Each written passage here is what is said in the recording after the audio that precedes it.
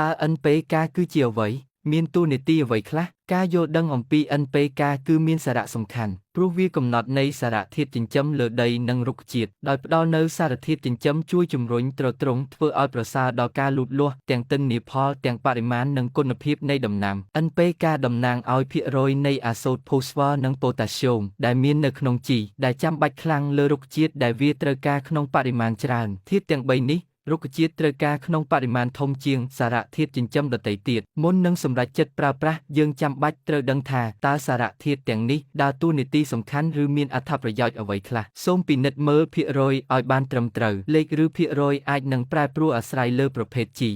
N តំណាងឲ្យអាសូតជួយដល់ការលូតលាស់របស់ស្លឹកដើមផ្កានិងផ្លែធ្វើឲ្យរុក្ខជាតិមានពណ៌បៃតងនិងបង្កើតមែកជំរុញដល់ផ្នែកពន្លកឬត្រួយឲ្យលូតលាស់បានល្អពេលតំណាងឲ្យផូស្វ័រជួយឲ្យរុក្ខជាតិងាយស្រួលក្នុងការស្រូបយកអាស៊ូជំនួយប្រព័ន្ធឫសដើមនិងមើមឲ្យលូតលាស់បានល្អជួយជំរុញសរសៃរុក្ខរស់ជួយដល់កំណកំណាត់គួរនិងផ្កា